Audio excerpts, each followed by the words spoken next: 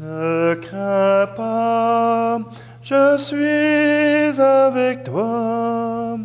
Ne crains pas, je t'ai racheté. Par ton nom, je t'ai appelé. Ne crains pas, tu es à moi.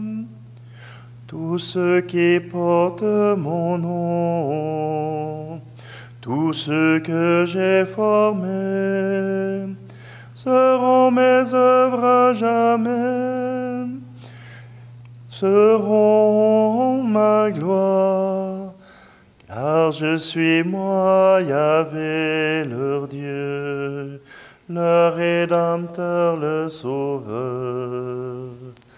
Ne crains pas, je suis avec toi. Ne crains pas, je t'ai racheté. Par ton nom, je t'ai appelé. Ne crains pas, tu es à moi.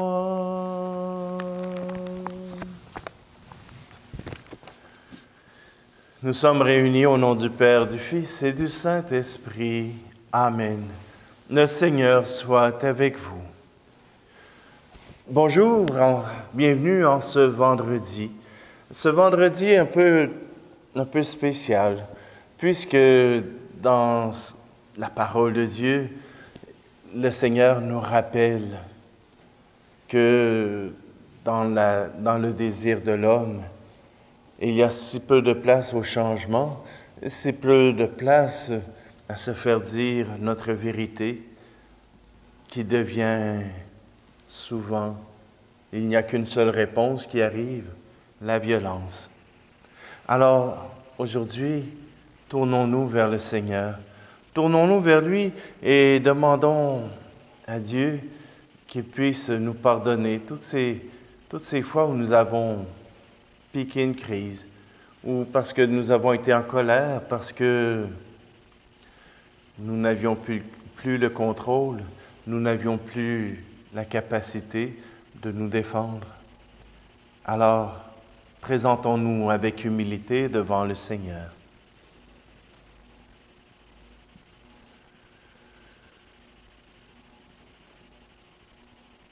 Seigneur, prends pitié de nous. Ô Christ, prends pitié de nous. Seigneur, prends pitié de nous. Que Dieu Tout-Puissant nous fasse miséricorde, qu'il nous pardonne nos péchés et nous conduise à la vie éternelle. Amen. Prions. Nous t'en prions, Dieu Tout-Puissant, purifie-nous au long de ce carême, pour que nous parvenions avec un cœur limpide aux fêtes pascales qui approchent. Par Jésus-Christ, ton Fils, notre Seigneur. Amen. Lecture du livre de la Genèse, chapitre 37. Israël, c'est-à-dire Jacob, aimait Joseph plus que tous ses autres enfants, parce qu'il était le fils de sa vieillesse, et il lui fit faire une tunique de grand prix. En voyant qu'il leur préférait Joseph, ses autres fils se mirent à détester celui-ci, et ils ne pouvaient plus lui parler sans hostilité. Les frères de Joseph étaient allés à Sichem faire paître le troupeau de leur père. Israël dit à Joseph, « Tes frères ne gardent-ils pas le troupeau à Sichem? Va donc les trouver de ma part. » Joseph les trouva à Dothan. Ceux-ci l'aperçurent de loin et avant qu'il arrive près d'eux, ils complotèrent de le faire mourir.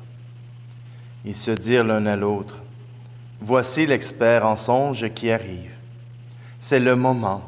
Allons-y, tuons-le, et jetons-le dans une de ces citernes. Nous dirons qu'une bête féroce l'a dévoré, et on verra ce que voulaient dire ces songes. » Mais Rouben les entendit et voulut le sauver de leurs mains. Il leur dit, « Ne touchons pas à sa vie. » Et il ajouta, « Ne répandez pas son sang. Jetez-le dans cette citerne du désert, mais ne portez pas la main sur lui. » Ils voulaient le sauver de leurs mains et le ramener à son père. Dès que Joseph eut rejoint ses frères, ils le dépouillèrent de sa tunique, la tunique de grand prix qu'il portait. Ils se saisirent de lui et le jetèrent dans la citerne, qui était vide et sans eau. Ils s'assirent ensuite pour manger. En levant les yeux, ils virent une caravane d'Ismaélites qui venait de Galaad. Leurs chameaux étaient chargés d'aromates, de baume et de myrrhe qu'ils allaient livrer en Égypte. Alors Juda dit à ses frères, « Quel profit aurions-nous à tuer notre frère et à dissimuler sa mort? Vendons-le plutôt aux Ismaélites et ne portons pas la main sur lui, car il est notre frère, notre propre chair. » Ses frères l'écoutèrent. Des marchands madianites qui passaient par là retirèrent Joseph de la citerne. Ils le vendirent pour 20 pièces d'argent aux Ismaélites, et ceux-ci l'amenèrent en Égypte. Parole du Seigneur.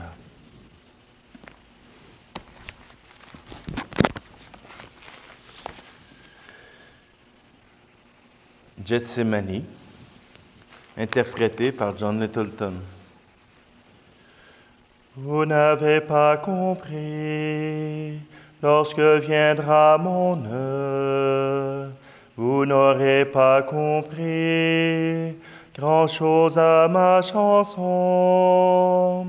Vous n'aurez pas compris, mais il faut que je meure, pour qu'à votre folie soit donné le pardon.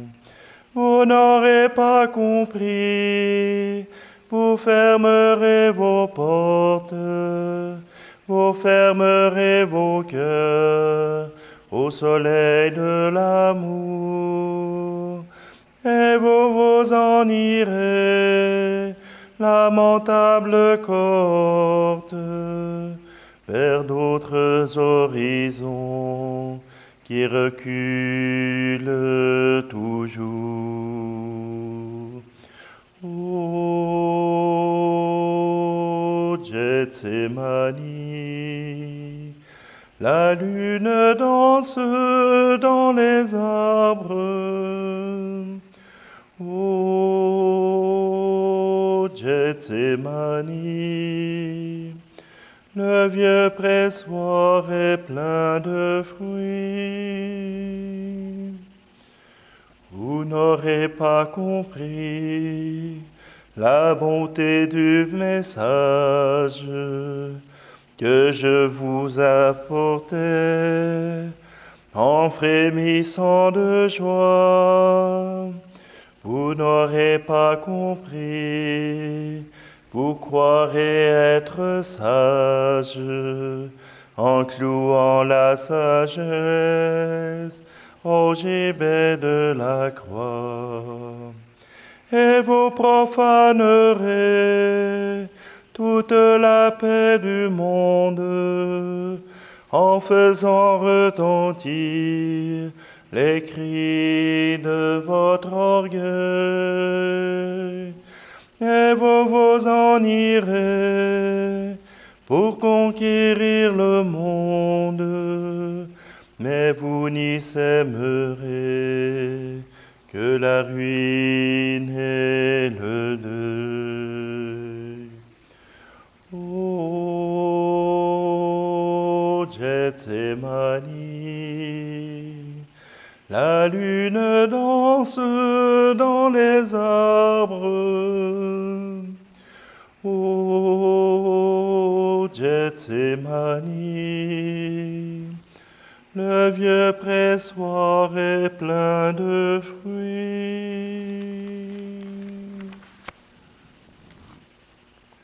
Ta parole, Seigneur, est vérité, et ta loi délivrance. Dieu a tellement aimé le monde qu'il a donné son Fils unique, afin que ceux qui croient en lui aient la vie éternelle. Ta parole, Seigneur, est vérité, et ta loi délivrance. Le Seigneur soit avec vous. Évangile de Jésus-Christ selon saint Matthieu. En ce temps-là, Jésus disait aux grands prêtres et aux anciens du peuple, « Écoutez cette parabole. Un homme était propriétaire d'un domaine. Il planta une vigne, l'entoura d'une clôture, et creusa un pressoir et bâtit une tour de garde. Puis il loua cette vigne à des vignerons et partit en voyage. Quand arriva le temps des fruits, il envoya ses serviteurs auprès des vignerons pour se faire remettre le produit de sa vigne. Mais les vignerons se saisirent des serviteurs, frappèrent l'un, tuèrent l'autre, lapidèrent le troisième. De nouveau, le propriétaire envoya d'autres serviteurs, plus nombreux que les premiers. Mais on les traita de la même façon. Finalement, il leur envoya son fils en se disant, « Ils respecteront mon fils. » Mais voyant le fils, les vignerons se dirent entre eux, « Voici l'héritier, venez, tuons-le. Nous aurons son héritage. » Ils se saisirent de lui, le jetèrent hors de la vigne et le tuèrent. Eh bien, quand le maître de la vigne viendra, que fera-t-il à ces vignerons? On lui répond, « Ces misérables, il les fera périr misérablement. Il louera la vigne à d'autres vignerons, qui lui en remettront le produit en temps voulu. » Jésus leur dit, « N'avez-vous jamais lu dans les Écritures, la pierre qu'ont rejetée les bâtisseurs est devenue la pierre d'angle. C'est là l'œuvre du Seigneur, la merveille devant nos yeux. Aussi, je vous le dis, le royaume de Dieu vous sera enlevé pour être donné à une nation qui lui fera produire ses fruits. » En entendant les paroles de Jésus, les grands prêtres et les pharisiens avaient bien compris qu'il parlait d'eux. Tout en cherchant à l'arrêter, ils eurent peur des foules parce qu'elles le tenaient pour un prophète. Acclamons la parole de Dieu. Je vois un parallèle formidable entre le sauvetage de Joseph et celui d'Isaac. Vous savez, on l'a vu voilà quelques jours, Abraham avait voulu sacrifier Isaac pour faire plaisir à Dieu. Eh bien, Dieu n'a pas permis ce massacre, n'a pas permis cette tuerie. Joseph est ainsi sauvé parce que Judas ne voulait surtout pas avoir le sang de son frère sur les mains. Il a permis à Joseph de devenir le sauveur parce qu'il est immigré en Égypte et qu'il a eu des fonctions qui lui ont permis de sauver son peuple. L'Évangile nous parle sensiblement de la même chose, mais comme Jésus parle de lui-même, il ira jusqu'au bout. C'est Dieu qui s'engage. C'est Dieu qui ira jusqu'au bout. Souvent, on nous dit, je parle de ceux qui viennent d'ailleurs, pas ceux de l'Église catholique, mais les autres. Ils viennent nous dire que les prêtres ont fait la même chose que les prêtres de l'Ancien Testament. C'est-à-dire qu'ils ont voulu garder pour eux-mêmes cette Église, ce peuple de Dieu, que les enseignements n'ont pas beaucoup changé au cours des années, que ce qu'on enseigne date du temps de Jésus. Et si c'était vrai? Et si c'était vrai que cet enseignement était fidèle à l'enseignement que Jésus nous a donné, qu'on n'a pas eu besoin d'inventer des choses, mais que ce même enseignement que nous vous donnons aujourd'hui soit le fruit d'une tradition qui a permis de connaître et de remettre dans le temps ce désir et cette parole de Dieu comme elle l'était au début. Vous savez, on se posait la question à savoir s'il n'y avait pas eu de la manipulation des Écritures saintes avec la traduction. Vous savez, à partir de 300 ans, aller jusqu'en 1970, on se posait la question à savoir si il n'y avait pas eu de la manipulation ou si la Bible n'avait pas changé à force de traduire. Eh bien, à un moment donné, on perd le sens. Et en 1970, aux abords de la mer Morte, on a découvert les parchemins de la mer Morte à Qumran. Et l'Église a fouillé ces parchemins pour se rendre compte que la traduction était restée fidèle aux premiers livres, aux premiers évangiles, que la Bible qu'on a aujourd'hui, on peut se fier sur le transfert qui a été fait au cours des siècles. Et si l'enseignement que les prêtres vous donnent était fidèle à l'esprit que Jésus a voulu donner aux chrétiens, que les apôtres ont transmis aux chrétiens, voyez-vous, on n'avait pas à l'époque de magnétophone, on n'avait pas de dictaphone, on n'avait pas de micro pour enregistrer les voix. Et ceux qui écrivaient ne pouvaient prendre en sténo le verbatim de tout ce que Jésus a dit ou a fait. C'était impossible.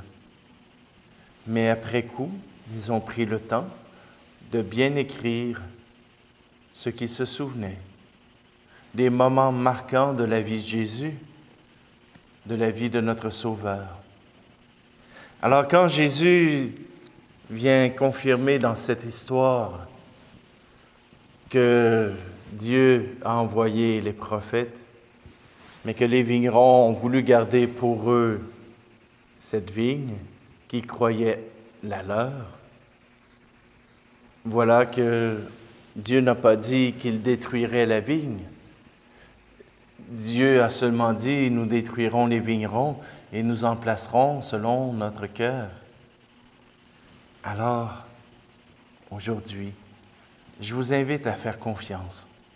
Je vous invite à aimer vos prêtres, à les encourager, à les soutenir. Et vous savez, la vie de l'Église n'est pas que la vie des prêtres, elle est aussi la vie de tous les croyants. Et plus il y aura de gens investis dans leur Église qui montreront de l'intérêt pour le service de leur communauté, alors ce sera une Église formidable, une Église qui grandit, une Église qui fleurit. Aujourd'hui, Jésus nous affirme qu'il vient pour nous, qu'il accepte de mourir pour nous, que le Père a accepté que son Fils meure pour notre salut à tous. Alors, à notre tour, de répondre à cet amour.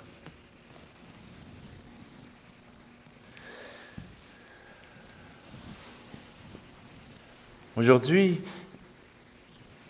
il n'y a pas d'intention de prière pour des défunts, mais notre groupe marial, le groupe sacerdotal marial, aujourd'hui offre la célébration pour les prêtres, passés, présents et futurs. Alors, je vous invite à vous unir aux petits prêtres que nous sommes, mais aussi aux grands prêtres qui s'offrent par ce pain et ce vin pour notre salut à tous. Tu es béni, Dieu de l'univers, toi qui nous donnes ce pain, fruit de la terre et du travail des hommes et des femmes. Nous te le présentons, il deviendra le pain de la vie. Tu es béni, Dieu de l'univers, toi qui nous donnes ce vin, fruit de la vigne et du travail des hommes et des femmes.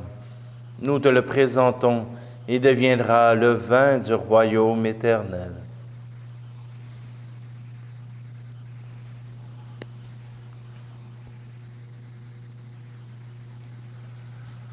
Prions ensemble au moment d'offrir le sacrifice de toute l'Église. Que ton amour, Seigneur, devance tes serviteurs pour leur permettre de bien célébrer ces mystères et qu'il les aide à rester partout à ton service. Par Jésus le Christ, notre Seigneur. Amen. Le Seigneur soit avec vous. Élevons notre cœur. Rendons grâce au Seigneur notre Dieu. Vraiment, il est juste et bon de te rendre gloire, de t'offrir notre action de grâce toujours et en tout lieu. À toi, Père très saint, Dieu éternel et tout-puissant, tu accueilles nos pénitences comme une offrande à ta gloire, car nos privations, tout en abaissant notre orgueil, nous invitent à imiter ta miséricorde et à partager avec ceux qui ont faim. C'est pourquoi avec les anges et les archanges, avec les puissances d'en haut et tous les esprits bienheureux, nous chantons l'hymne de ta gloire et sans fin nous proclamons. Tu es saint, Seigneur, ô notre Père, Père aux hommes et gloire à toi. Terre et ciel sont remplis de ta gloire. Hosanna au plus haut des cieux. Hosanna au plus haut des cieux. Béni soit celui qui vient au nom du Seigneur.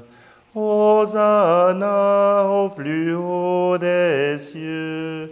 Hosanna au plus haut des cieux. Toi qui es vraiment saint, toi qui es la source de toute sainteté, Seigneur, nous te prions. Sanctifie ces offrandes en répandant sur elles ton esprit, qu'elles deviennent pour nous le corps et le sang de Jésus le Christ, notre Seigneur. Au moment d'être livré et d'entrer librement dans sa passion, il prit le pain. Il rendit grâce et le rompit, et le donna à ses disciples en disant, « Prenez et mangez-en tous.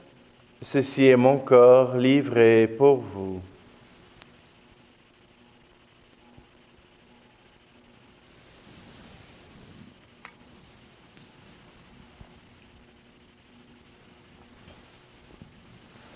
De même, à la fin du repas, il prit la coupe. De nouveau, il rendit grâce et la donna à ses disciples en disant, « Prenez et buvez-en tous, car ceci est la coupe de mon sang, le sang de l'alliance nouvelle et éternelle, qui sera versé pour vous et pour la multitude en rémission des péchés. Vous ferez cela en mémoire de moi. »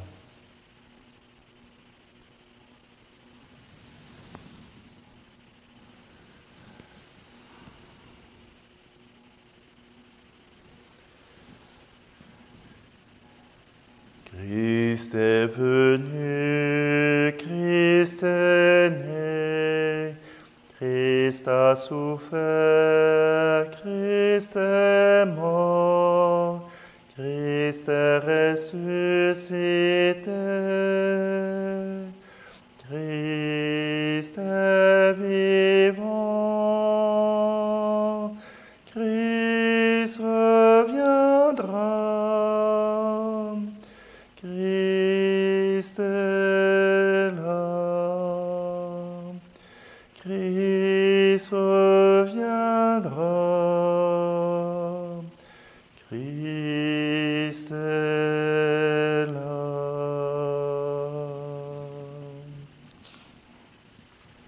Faisant ici mémoire de la mort et de la résurrection de ton Fils, nous t'offrons, Seigneur, le pain de la vie et la coupe du salut, et nous te rendons grâce car tu nous as choisis pour servir en ta présence.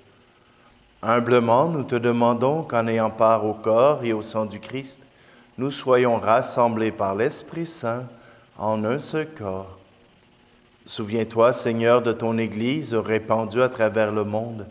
Fais-la grandir dans ta charité avec le pape François, notre évêque Luc et tous ceux qui ont la charge de ton peuple.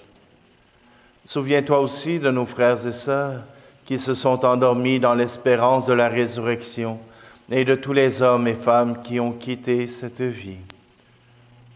Reçois-les tous dans ta lumière auprès de toi. Sur nous tous, enfin, nous implorons ta bonté. Permets qu'avec la Vierge Marie, la bienheureuse Mère de Dieu, avec Saint Joseph, son époux, les apôtres et les saints de tous les temps qui ont vécu dans ton amitié, nous ayons part à la vie éternelle et que nous chantions ta louange par Jésus-Christ, ton Fils bien-aimé.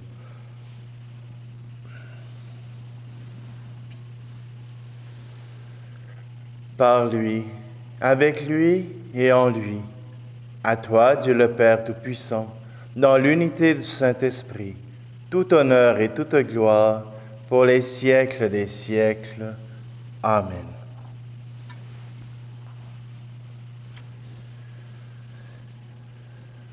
Jésus nous dit que la vigne appartient au Père, que c'est lui qui en est le maître.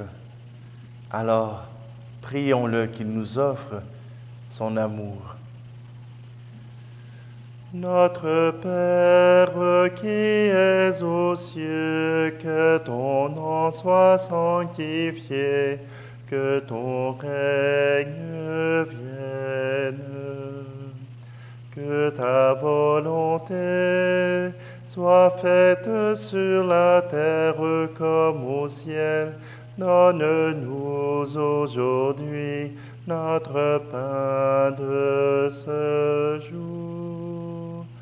Pardonne-nous nos offenses, comme nous pardonnons aussi à ceux qui nous ont offensés.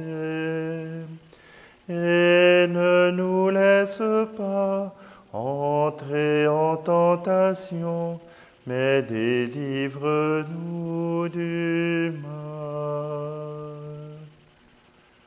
Délivre-nous de tout mal, Seigneur, et donne la paix à notre temps. Par ta miséricorde, libère-nous du péché. Rassure-nous devant les épreuves en cette vie, où nous espérons le bonheur que tu promets, et l'avènement de Jésus-Christ, notre Sauveur. Car c'est à toi qu'appartiennent le règne, la puissance et la gloire, pour les siècles des siècles. Seigneur Jésus-Christ, tu as dit à tes apôtres, je vous laisse la paix. Je vous donne ma paix. Ne regarde pas nos péchés, mais la foi de ton Église, pour que ta volonté s'accomplisse. Donne-lui toujours cette paix et conduis-la vers l'unité parfaite, toi qui règnes pour les siècles des siècles. Amen. Que la paix du Seigneur soit toujours avec vous. Agneau de Dieu qui enlève le péché du monde, prends pitié de nous. Agneau de Dieu qui enlève le péché du monde, prends pitié de nous. Agneau de Dieu qui enlève le péché du monde, donne-nous la paix.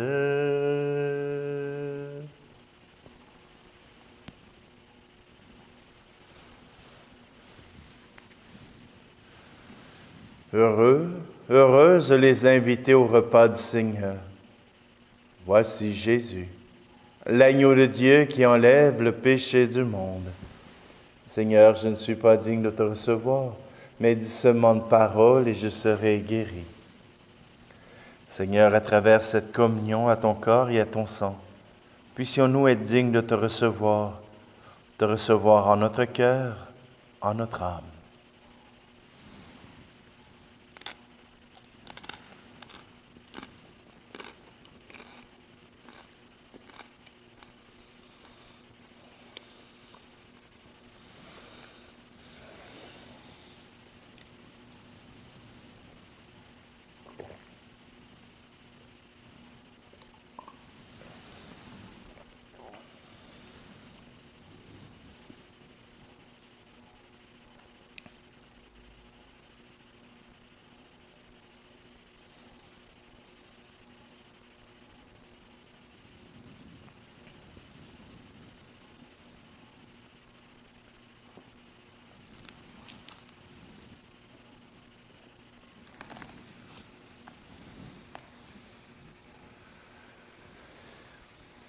C'est déjà le salut éternel, Seigneur, que nous commençons de recevoir.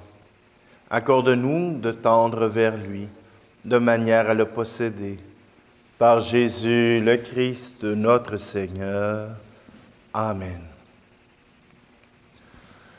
Je vous rappelle, pour ceux qui habitent notre paroisse Cœur Immaculé de Marie, les célébrations recommenceront à l'heure habituelle, mardi à 16h15 et vendredi à 16h15 pour Asbestos.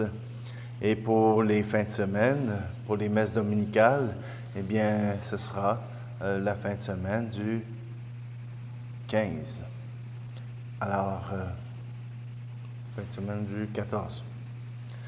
Donc, je vous invite simplement à pouvoir participer et à pouvoir vous rendre disponible. Et nous aurons le droit d'avoir 100 personnes. Donc, nous n'aurons pas de réservation. Premier arrivé, premier assis. Et nous aurons besoin aussi de respecter les distanciations et le port du masque. Le Seigneur soit avec vous, et que Dieu Tout-Puissant vous bénisse, celui qui est Père, Fils et Esprit Saint. Amen. Allez dans la paix et la joie du Christ. Tu es là au cœur de nos vies, et c'est toi qui nous fais vivre.